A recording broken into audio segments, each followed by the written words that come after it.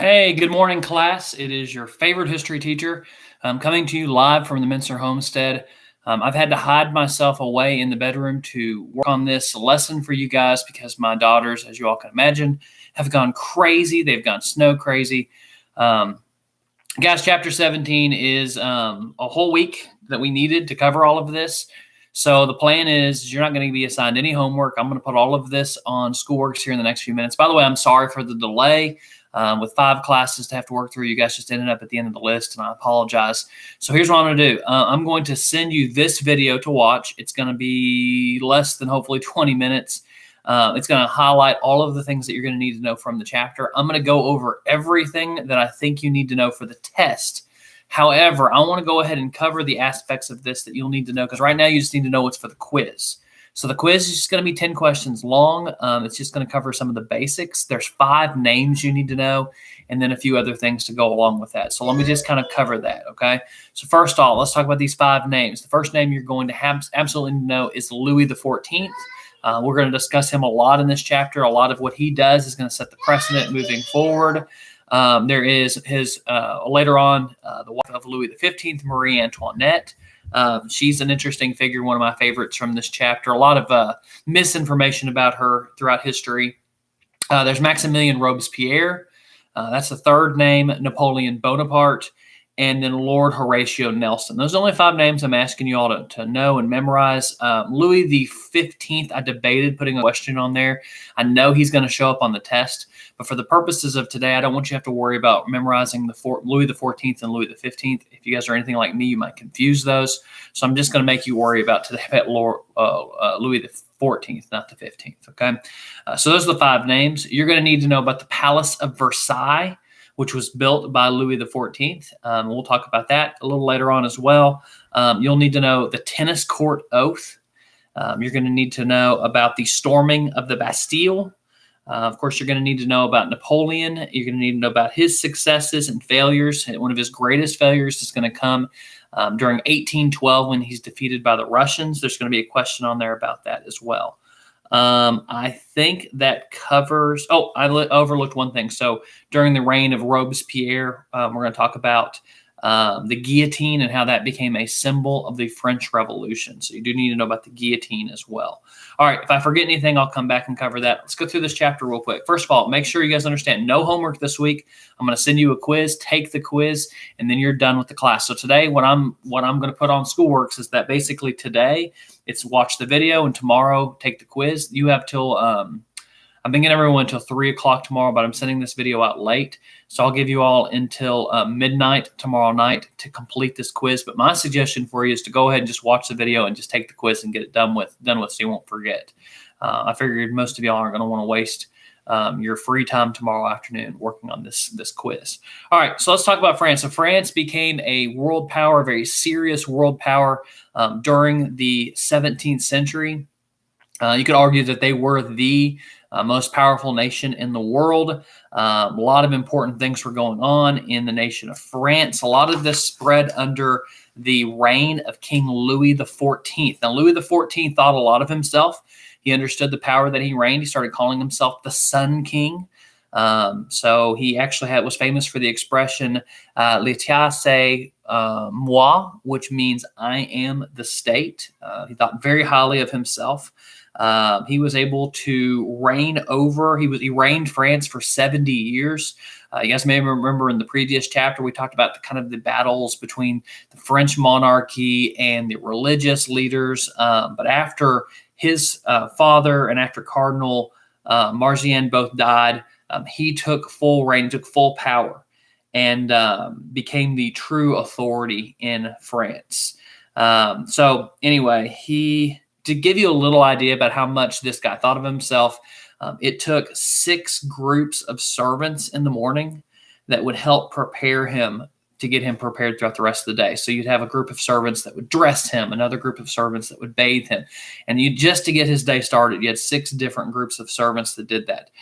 He created a lot of bureaucracy in France. And if you guys don't know what the word bureaucracy is, basically he created the system of in France where all of the government was ruled completely by the king. Every aspect of the French lives were affected by the central power. So in a sense, when he said, I am the state, he took that very literally, and he set up a bureaucracy in order to maintain that power to himself. So to a certain extent, he would have representatives all spread out all throughout the kingdom that would make his decisions based on what he wanted. So your lives were dictated by the power of this one central man. We kept the nobility distracted. So one of his strategies was that he put a lot of people in these bureaucratic parts of government. They came from the middle class, but then the upper class, he would pamper them and spoil them. And he did this to distract them, so that way they would never challenge his power or his authority. One of the things he did is out about 10 miles outside of Paris, he built for himself a palace. It's one of the most famous palaces in the entire world. Of course, it's called the Palace of Versailles. Now, in your book, it's spelled, it looks like Versailles. So if you guys know anything about the state of Kentucky, you know there's a city called Versailles. It's named after that. It's actually pronounced Versailles. It's pronounced Versailles in Kentucky, but in France, it's Versailles. And at the Palace of Versailles, he built this luxurious palace, and it had halls of mirrors and portraits and hundreds of rooms, and he would have all these formal occasions. And he basically set this up as a palace for himself, but he actually set it up for the nobility to come out there, and many of the nobles would come out there and they would live in this palace. And so they would indulge in these parties and these sinful acts, and they would do all of these terrible things. I encourage you all to research that on your own. It's an interesting part of history. But again, a big part of this was to keep his opponents and all of those who were part of his government distracted and occupied. Okay, so it's a bit of a facade. Of course, he wanted Louis XIV's. One of his main goals was to strengthen the power of France. He wanted France to be completely self-sufficient. He put into place a system that made France economically independent from everyone else. His Minister of Finance, Jean-Baptiste Colbert, he mobilized the country's economic resources through policies to develop trade with French colonies, encouraged industry and homes. It was all about France first. In many ways, he was successful at this. He was able to encourage the growth of France. This is the time period you start seeing France colonize the New World. And so you see the names like Samuel de Champlain, who went to Quebec and established New France in Quebec. You get Jacques Marquette, him and Joliet, they explored central Mississippi River. De La Salle showed up later on, and he established the French area along the Mississippi River, all the way down to the Gulf of Mexico. He claimed this entire region for France, and he named it Louisiana, which, if you guys don't know, Louisiana was named after, of course, King Louis, Louisiana Louis.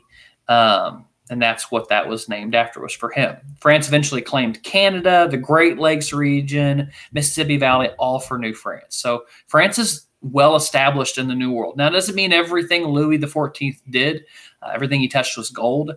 He had a lot of problems with, of course, the religious leaders. He saw, like many other rulers, he saw the non-Catholics, he saw the religious groups as a threat to his authority and power. He did not like the Huguenots, that we talked about in previous chapters. The Huguenots had lived under some level of safety and security during some previous years, but Louis XIV did not like that, so he went back. He revoked the Edict of Nantes. Y'all remember that from previous chapters, that gave the Huguenots a little bit more leeway. He revoked that, made it said that we're not allowed to leave France. The Huguenots had to obey and serve the king. But in spite of all of this, Huguenots basically said, we're done with this. And many of them left the country. It says that if you read your book, it says that thousands of Huguenots fled the country. They'd go to other parts of Europe. Many of them actually went to America during this time period as well. He built up the military. At the beginning of King Louis XIV's reign, it was estimated that the French army only existed of about 100,000 troops. But by the time of his death, that's estimated that it went up to about 400,000 troops. So he increased the size of the military. Of course, in order to achieve France's glories that he wanted, he started this tradition of wars and warfare. And so Louis basically started a war where he attempted to seize part of the German territory. I mention this now is because this is going to set the precedent for many of the other conflicts and battles that are going to go on throughout European history, especially this area concerning the land basically between Germany and France and who that belongs to. So we'll talk about that in other chapters as well. Needless to say, all the other European countries saw this as a threat. They did not like that. They put down this attempt by the French to take this land. They formed a league known as the League of Augsburg. And basically, during the League of Augsburg, this sets up the precedent. It was like, look, we just want to have balance in powers, which again, I'm really summarizing this because we got to get through this chapter. But the big precedent that's set up here is that, like, look, we don't want to get rid of France. We don't want to completely subdue France. We just want there to be a balance of power here. And you're going to see how there's some danger to that mentality in Europe as time goes on. This is going to be kind of the diplomatic policy all throughout Europe for the next 250 years. So it's going to be very important that you guys knew. Again, you're not going to be on this quiz, but you will need to know about the balance of power in future tests. Okay. Of course, Louis XIV was a powerful ruler, but after his death, you see this with a lot of powerful rulers. The next person in line doesn't always step up to the plate. So Louis XIV dies. I did skip over something I should probably point out before we talk about his successors. France enters into what's called the Age of Enlightenment in France, and this is a bit misleading. Basically, what we see through people like Voltaire and Jean-Jacques Rousseau, we see that actually there's a rise in atheism, and romanticism and deism. A lot of these things become very popular in France. And the reason this is important is because, unlike in America, when the American Revolution takes place, and there's lots of reasons that it was successful, and a lot of, that it was there was, other than a war, there was mostly a peaceful move towards a new American government. Some of that reasoning comes from the establishment of Christianity in the New World. Okay. That's missing in France. Okay. Part of that was because people like King Louis XIV, allowed some of the Christian leaders to leave or forced them to leave, put them in a position where they leave. And some of that is because of this Age of Enlightenment. You got people like Voltaire, who's called the father of enlightenment. He attacked Christianity. And so he, promoted the rebellion. He promoted that, people would follow his line of thinking. Rousseau followed his line of thinking in the sense that both of them supported the overthrowing of the way things were. But they did this not in the name of God. They did this because they felt like, okay, we need to throw Christianity out. And so this thought becomes very prevalent in France during this time of unrest and rebellion. Again, I'm really going over a lot here and trying to just give you the basics of this. All right, so after Louis XIV dies, his reign ends. A weak successor, his grandson, actually inherits the throne. He's called, of course, Louis XV. Louis XV inherits France. Things do not go as well for him as did his grandfather. He showed very little interest in actually ruling France. He enjoyed the luxuries and the pleasures. So, and of course, his grandfather had enjoyed that stuff as well, but he balanced that with power. Whereas his grandson was really not interested in running France. He just wanted to increase his own wealth and his own prosperity. So while France continues to suffer, while people are being taxed and people start calling for this uprising, Louis XV doesn't seem to really care all that much. Of course, he very famously married Marie Antoinette, and we'll talk about Marie Antoinette in a minute. But Marie Antoinette is famous in world history as being kind of laid back and didn't care about the will of the people. She's very famous for saying, let them eat cake, which whether or not she said that is actually historically accurate or not, but the interpretation by most people is that she said that because she didn't care about the will of the people. When somebody approached her and said that people are starving, they're dying, she said, well, let them eat cake. Now, there's some historical precedent for that she might have actually meant, let's provide for them. There was a cheap form of cake to be made during that time period that she might have actually been making a legitimate suggestion. But again, the attitude of Marie Antoinette and her husband are exemplified here as being uncaring, and that's definitely true. Okay, they were very much out of touch, which isn't unusual, of course. France is going to succumb to the sweeping flood of revolution during this time period. It's during Louis XV's reign that we see a call for the reestablishment of the Estates General. Now, you guys may remember the Estates General was a form of government set up to represent the people, but it was much different than like what they had in England as an example. It was shut down by the king. They never really had much power to begin with. It was more symbolic than anything else, but the kings definitely did not want to bring this back. Well, things get so bad for Louis XV that basically he's forced to call back the Estates General.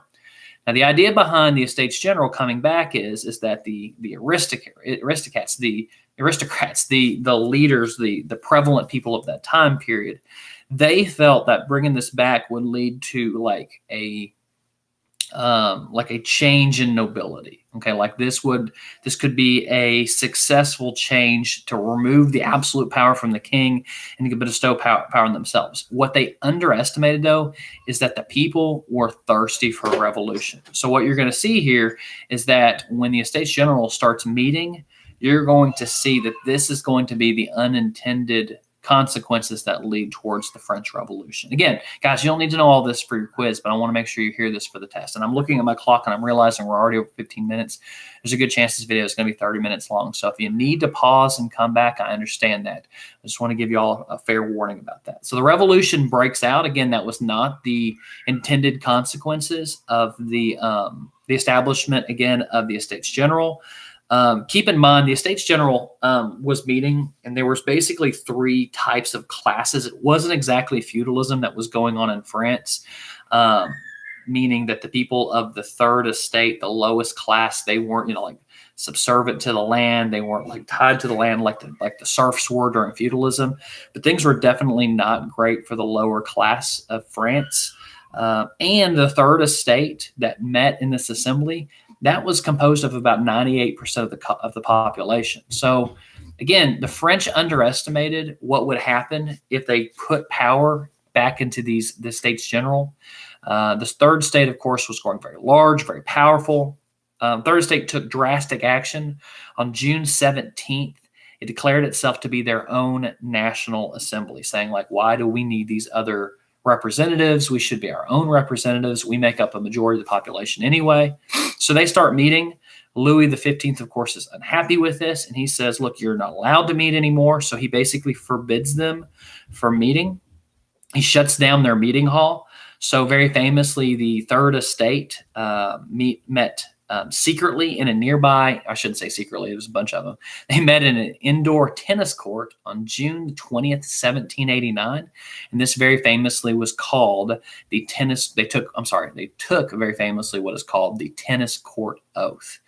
That is going to be a question on your quiz, so make sure you make note of that. The tennis court oath is where they vowed to continue meeting until they could draw up a national constitution. Okay, so the precedent has been set. Again, all of this is kind of like it's snowing outside, right? My daughter and I were outside yesterday, and I was showing her how to roll a snowball to build a snowman, and I showed her how you roll the snow, and it gets bigger and bigger as you roll it. But I told her as soon as it gets too big, because she wanted the biggest snowman possible, and I could try to explain to her if it's too big, you can't move the snowballs around. That's kind of what's happening here in France, is things have gotten so big and so out of proportion that it's leading towards a revolution, and it's going to get to the point where it's uncontrollable. Okay. So after this, we have very famously the storming of the Bastille. The Bastille was previously like a castle. It had been converted into like a prison and a storage area in France. And so it became famous as an area the French citizens kind of saw it as a representation of like those who were in power. There were rumors that there were people being held there that had stood for the revolution, Viva la Revolution. And so the people of France stormed the Bastille. Very little was actually accomplished. If you look at it historically, the reason they did this was to set the prisoners free and to find arms for themselves, equipment to lead this revolution. There wasn't actually much accomplished there. Troops killed about 900 people in retaliation, and then several government officials were murdered. Their heads were cut off. They were put on poles. They were paraded through the city. It became kind of the symbolic beginning of the revolution. In fact, in France, they still celebrate Bastille Day today, in the same way that we celebrate July 4th. Bastille Day takes place on July 14th, and it symbolizes the beginning of the French Revolution. Now, I want to warn you guys, the French Revolution is complicated and mucky and really hard to understand sometimes. But basically what you get is you get this beginning revolution. And then what happens is after they overthrow their government, there's not a basis there for what should come next. Okay, so remember I mentioned a minute ago without Christianity as your basis for a government, because that's lacking. And that's not the only reason, but that's a big part of what happened here, is that there's no like plan in place about what should come next. And you basically get all of these heads of state that want to retain their power. So anyway, long story short, it's going to be really messy for the rest of this chapter until we basically get to the time of Napoleon. And things don't necessarily get better for the French then. It's just that he's a little easier to follow. Okay, so what happens is you get this series of like constitutions. The first official constitution in France was signed in 1791. This was about a year after the storming of the Bastille, I believe. It takes them a little while, but now I guess it's about 2 years. They finally get to draft their first constitution. France was to be a constitutional monarchy, okay, with a very weak king. Okay, so the idea behind this constitution is that like we'll still have a king, but he doesn't have much authority. Okay, he's going to have very little power. Of course, King Louis XV is not happy about this. He plans on leaving France and make an alliance with what other countries he can get to side with him. So in an attempt to flee France, he leaves behind a note saying that he disagrees with what has been established in France. Unfortunately for him and his family, he's intercepted in the town of Varennes, which is located right on the border between France and Luxembourg. So he almost made it out. But him and his family, they're arrested. He is promptly returned to Paris where he is imprisoned, okay, because they're not really sure what to do with him yet, okay? So the new government in France is basically made up of 3 political parties, and this is where we get the right, left, and center. This still exists in American politics today. We talk about the right, the left, and the center.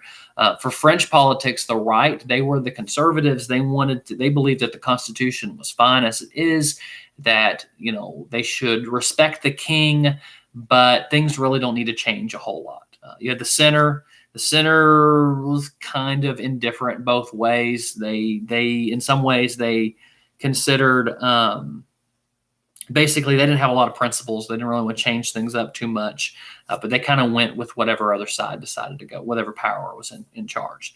But then to the left, now again, we might be tempted to kind of relate to the young radicals during this time period. They felt like, the Constitution's not enough. There needs to be full power to the people.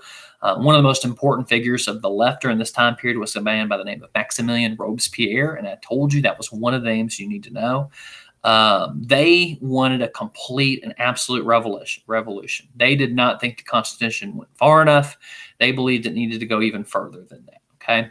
And again, it might be tempted as Americans to say, yeah, we don't want a king. We can get along with that. But the problem is that the left didn't really know what to do with this power either. They just wanted to yield it for themselves. Okay. So there's very little opposition. The French Constitution Assembly declared war on Austria. Prussia soon entered the conflict as an ally to Austria. Europe was thus plunged into the beginning of what would be called the Napoleonic Wars, which we'll get into in a few minutes, okay? So now France is dealing with these internal problems, and they're dealing with these problems on a military front as well. So you can see why things are just getting really complicated and messy in France. During this time period, we see the rise of this left-wing party. They finally take control. They seize power, and the people are supportive of that because they don't like the idea of the king. They want that taken away from. So they meet together. They decide, you know what, you're right. We got to get rid of this king. They try him. They convict him as a traitor because he attempted to flee the country and influence foreign powers to stop the revolution. And so then in 1793, in January, Louis XV was executed by the guillotine. Now, of course, if you don't know anything about the French guillotine, it becomes the symbol of the French Revolution, not only because famously King Louis XV and later on his wife, Marie Antoinette, are going to be killed by guillotine, but also many French people are going to die execution style by the French guillotine. There's a whole historical interpretation of the guillotine and its history there. I recommend you look up on that. It's very interesting. The creator, Dr. Joseph Guillotine, he invented it, not, of course, to be a symbol of any type of revolution. He invented it as he felt it was a a way to execute that was very humane. So anyway, in 1793, France is out of control. The rise of the left-wing party in France has created something called the Committee of Public Safety. There's 12 men who sit on this group of this committee. The most famous member, of course, was Maximilien Robespierre. And Robespierre basically oversaw the French government during this time period. Now, his reign's not going to last very long. He's going to reign in what's called the Reign of Terror. Basically, anybody who was suspected or thought to be an enemy of the Republic, they'd have him killed at guillotine.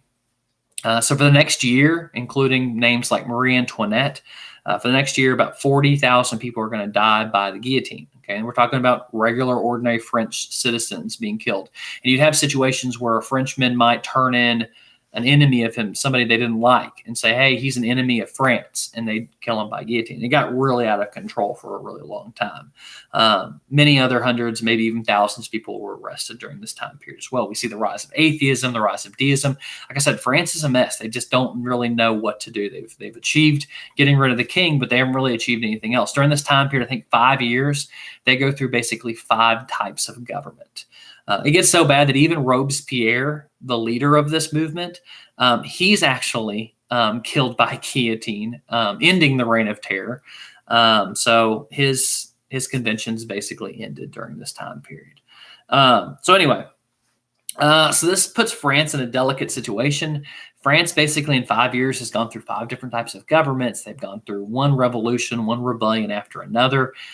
So now this is leading the French people to basically desire and want a strong leader. So here they were hating their king, and now all of a sudden they want someone, a king-like figure, to lead them. The problem is there's nobody in France that is poised to do this. But there is a very famous general who at this time period was fighting the battles of France and Egypt. He had lost the battle against the British in Egypt, but he came home, and the French were so hungry and thirsty for a leader that they celebrated his return. Of course, this very famous general, of course, is called Napoleon Bonaparte. Napoleon Bonaparte, by the way, he's called the Small Colonel. He actually wasn't he wasn't short in real life. He was normal sized for his time period. But the point being, the reason he was called the Little Corporal, I don't know where I got the small, the Little Corporal. But the reason that he was called the Little Corporal, and the reason that has significance, is because he seemed like such an insignificant man. You didn't look at his picture. You didn't look at him and think, okay, this is the most powerful and strongest presence of anyone in Europe. And yet he may have seemed like not much, but of course he was actually very smart. He was very conniving, had a brilliant, intelligent mind. So Napoleon sees all of this as an opportunity for himself to seize power. He returns to France. I'm going to skip through a lot of this. Basically, he, through his popularity of the people, he takes control of France. He basically sets up a new government, and he places himself at the top of this government. Now, like all tyrannical leaders, and he is a dictator, he is able to basically increase his power, but he does through military conquest. Okay, so France really doesn't know what they're getting when they put this guy in charge. They're going to quickly discover he's not really good for France. Now, again, the French people are starving for someone to lead them, and Napoleon seems like the natural leader because he's bringing finally some stability to France. So Napoleon declares war basically on all of the rest of the world. One of the difficult things he has to do, first of all, he kind of saw the colonies in America as an opportunity for that to be a future like farming land that would produce like things for the rest of the French world. The problem is if he wants to conquer the rest of the world, he can't really deal with the Americas right now. So his intention, so like for instance, when we get to American history and we see how Napoleon sells Louisiana to America, it may look like a foolish move, but Napoleon thought, I'm going to eventually own all of America. So I'll sell this, and then eventually I'll take it back when I conquer the rest of the world. So anyway, again, I'm having to skip a lot of things here. Napoleon has a lot of successes. Now, I should point out he has some terrible defeats at sea. For instance, the most famous of these defeats took place at the Battle of Trafalgar, where he was defeated famously by Lord Horatio Nelson. Lord Horatio Nelson was the British commander. He's known as maybe the greatest military naval strategist of all time. He was mortally wounded during this battle, but he very famously had his soldiers take him down below deck, and he continued to like examine maps and give strategies and would plan out the aspects of this battle. And they were able to defeat Napoleon's navy. Very famously, his last words were, "Thank God I have done my duty." In the sense that he was saying that he was able to bring this victory against France to keep Napoleon at bay, basically in this naval attempt that he had made. However, Napoleon did have some successes inland.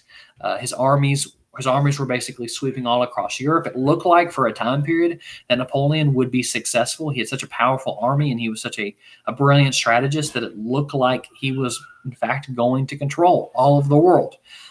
He did and finally make a terrible mistake, though, and that's one of these things that I want you to know about for your quiz, is that he made this mistake of attacking Russia. He had a rivalry going on between him and Tsar Alexander I. Nobody really thought of Russia as a great military threat to the French, and it definitely should not have been much of a contest. But Tsar Alexander knew that he couldn't defeat Napoleon in a battle head-to-head. So what he did was he drew his troops further and further back into Russia, drawing Napoleon. Napoleon himself actually led his men into Russia, approaching the winter. And you can see where this is going, is that during this part of the battle in 1812, Napoleon's troops, and he had 600,000 troops with him, again, enough to completely destroy the Russian troops. He's being drawn further and further into Russia. Russia refuses to engage in this battle that Napoleon was so used to winning. Instead, he's drawn all the way. Again, the goal is to march to Moscow, where he would take Russia down, forcing the Tsar to sign this treaty. But as Russia continues to be drawn further and further in, winter is approaching. So Napoleon is now in Moscow. It looks like he's finally achieved this victory, but days after taking Moscow, the Russian leaders basically order the burning of Moscow. So Napoleon accomplishes goals. He gets to Moscow, but after a few days, he's basically sitting in this burned down wreckage of the city. So he's accomplished nothing. And Napoleon makes another mistake here. Instead of sending his troops immediately back to France, back to the other parts of Europe, he stays a little while in Moscow trying to strategize what to do. As he's doing this, winter sets in. He waits too long to withdraw. He starts to send his troops back, but he does so in the heart of Russian winter. And so it's estimated that about 50 or 500,000 of his 600,000 troops die just on the trek back to France. So this ends up being a huge blow to France. Napoleon's not going to be able to overcome this. Through some other battles that take place, Napoleon is overthrown. He's disposed. Europe tries to decide what to do with this old leader. They send him to the island of Elba, where he is basically set up for the rest of his life to just rule this little island off the coast of France. He is taken from his throne. They establish as the new king of France, Louis XVII, who was the brother of Louis XVI, who was brother of Louis XV. No, I'm mixing those up. It's Louis XVII who replaced his brother of Louis XVI. Sorry about that. Y'all don't need to know all these Louis anyway. It's not that big a deal. After a little while, Napoleon, not being satisfied with losing his throne, he escapes the island of Elba. He comes back to France. As it turns out, the French citizens are still really admiring Napoleon. They join his side. Many of the military that were actually sent to recapture Napoleon, they rejoin up with Napoleon. So he creates for himself a new army, and he wants to seek revenge against Europe. So he goes, and his intention is to defeat the European troops. They meet at the Battle of Waterloo, and this ends up being the final defeat for Napoleon in his reign. So he basically comes back and reigns for another 100 days, but then that reign is wiped out at the Battle of Waterloo. He's then exiled to the island, a much more distant island this time, of St. Helena. And of course, Napoleon dies while they're living in St. Helena. Now, guys, there's a lot here, and we've gone over 30 minutes. I want to summarize this very quickly. What I want you all to see in this is that the main differences here, because in the next chapter, we're going to be talking about the revolutions in England and America and how different those look than France. What I wanted you guys to mainly see here is the difference between a revolution that is centered on equality and, of course, Christianity, and that of what we see here in France. France's motivations might have been good to begin with, but bad men, corruptible men took control of this, and you don't have the essential need of Christianity. And I'm bringing this up now is because this should probably open our eyes to what's going on in our country today and across the world today, is that we're seeing calls for the overthrowing of power. We're seeing unrest. And what worries me as a history teacher is that we've seen that when these things are based on non-biblical truths, it often leaves us historically into trouble. So anyway, some interesting things here. This is a difficult chapter, especially hard to cover in a less than 45-minute video. So if you have any questions, feel free to email me. Like I said, the quiz is going to cover just mainly those main topics there, guys. There is one question that will not be able to be answered in your history books because I assume most of you don't have those anyway. There's going to be a question on there talking about the jersey I'm wearing. This is my Tampa Bay Buccaneers jersey. It's backwards on your screen, but it's number 32. And this is Mike Edwards' jersey. And I'm mentioning this because in order to test to see if you actually watch the video, there's a question on there that asks, whose jersey is Mr. Mincer wearing? And Mike Edwards is the player's name. Mike Edwards played at the University of Kentucky. He was called the Honey Badger while he was at UK. He now plays for the Tampa Bay Buccaneers. He's a safety. So that is going to be a question that's going to be asked. Mike Edwards. All right, God bless you all. Have a great couple of days. Hope this video was somewhat helpful. All right, God bless.